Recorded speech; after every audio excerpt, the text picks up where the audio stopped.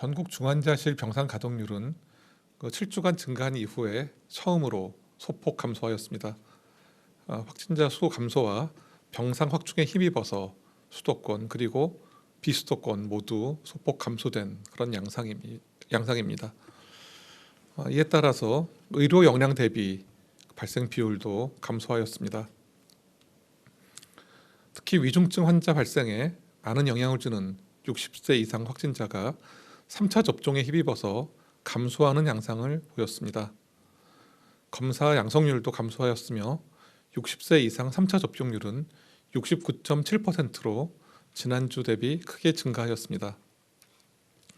다만 주간 일평균 확진자 역시 8주 연속 증가 이후 소폭 감소하였지만 아직 위중증 및 사망자 수 감소에는 이르지 못하였습니다.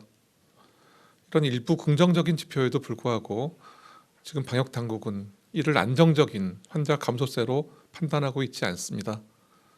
여전히 재증가의 가능성이 남아있고 특히 오미크론 변이에 의한 영향은 아직은 예단하기가 어렵습니다.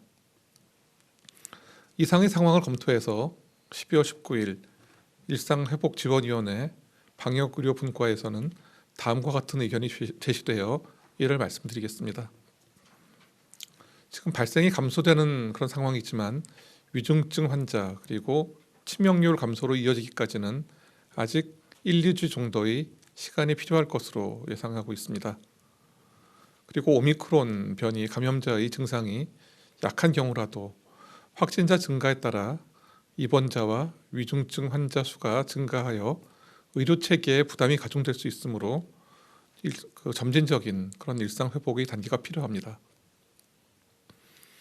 다음은 코로나19 주간 발생 동향을 좀 세부적으로 말씀드리도록 하겠습니다.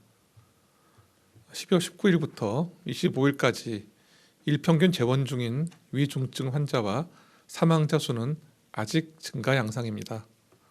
12월 네 번째 주 재원 중인 위중증 환자 수는 60대 이상이 890명, 84.4%로서 대부분을 차지하고 있는 가운데서 40에서 50대가 128명, 30대 이하가 36명입니다.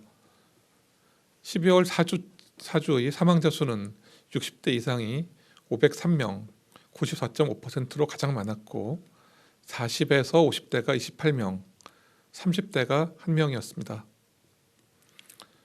최근 5주간 사망자 1932명 중 절반 이상인 53.3%에 해당됩니다. 이런 분들이 백신 미접종 또는 1차 접종자셨고 2차 접종자는 43.7%, 3차 접종자는 3%였습니다. 최근 1주간 코로나19 국내 신규 환자는 일평균 6,101명이며 전전주 대비해서는 11.1% 감소한 것입니다. 주간 감염 재생산 지수는 전국이 0.98로서 단계적 일상회복 시행 이후 8주 만에 1 미만으로 감소하였습니다. 국내 감염 그리고 해외 유입 사례의 대다수가 델타형 변이이지만 오미크론형 변이가 또 177건 확인되었습니다. 오미크론 변이가 빠르게 확산해서 미국, 영국 등에서 우세 변이의 지위를 차지하고 있는 가운데 국내에서도 단기간 내 우세화 가능성이 있고 이에 따라서 확진자도 급증할 위험이 있습니다. 정부는 해외 유입 차단과 국내 전파 억제를 위해서 오미크론 변이 분석을 위한 PCR 검사를 이번 주 내부터 시작할 예정입니다. 다음으로는 오미크론 변이 관련해서 그 역학적 특성을 분석한 결과에 대해서 몇 가지 말씀드리겠습니다. 국내 유입이 확인된 오미크론 변이 관련 사례 642명에 대한 역학적 특성 분석 결과입니다. 11월 말 이후에 오미크론 변이의 해외 유입 사례는 181명이었고 국내 감염 사례는 461명이 확인되었습니다. 60대 미만이 87.4%였고 예방접종 미접종자가 40.4%, 3차 접종 완료자가 3.9%였으며 현재까지 위중증 사례는 없습니다. 또한 호남과 강원도에서 유행한 집단 사례의 전파 특성을 세부 분석한 결과 한 달 동안 한 달 미만의 기간 동안 10차례 정도의 전파 사례가 발생하였고 추정 감염 장소가 음식점인 비율이 33.3%로 가장 높았습니다. 최종 노출일부터 그 진단까지 평균 3.7일이 소요되었고 9일차에 99.1%를 발견할 수 있었습니다. 다음은 오미크론 변이 바이러스 특성 분석 결과를 말씀드리겠습니다. 방역당국은 그간 오미크론 변이의 실험실 분석을 통해서 몇 가지 새로운 사실을 확인하게 되었습니다.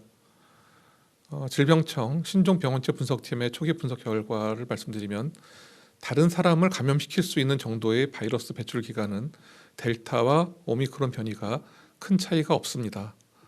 환자가 발병한 이후에 채취한 임상 검체를 세포에 감염시키는 실험을 통해 가지고 감염력을 평가했는데 발병 후에 10일 정도의 시간이 지나면은 세포를 감염시키는 그런 수준의 사례는 발견되지 않았습니다. 여기는 총 72명, 171명 1건의 검체를 대상으로 시험한 것으로서 배양 가능한 기간은 증상 발생 후 10일 이내로 그간 확인된 비변이 바이러스 그리고 알파, 델타 그런 변이 바이러스와 배양할 수 있는 기간에는 차이가 없음을 확인한 것입니다. 하지만 다른 점도 있습니다.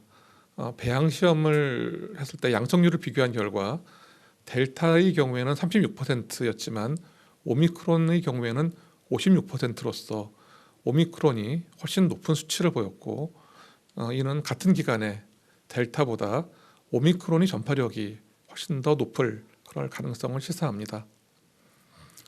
또한 오미크론 변이 확진자와 밀접 접촉하신 분들의 경우에도 아까 말씀드린 것처럼 델타와 동일하게 접촉한 다음에 9일차 정도의 검사를 유지하는 경우에는 효과적으로 감염 여부를 판단할 수 있음도 이번 실험을 통해서 확인했습니다. 이번에 새롭게 발견된 과학적 결과를 바탕으로 오미크론 확진자 등의 격리 또는 관련 지침에 반영할 예정이고 1월 초 적용을 검토하고 있습니다. 다음은 과학적 대응과 또 부처 협력을 위한 기관과 협력을 위한 코로나19 양성 검체 분양에 대해서 말씀드리겠습니다.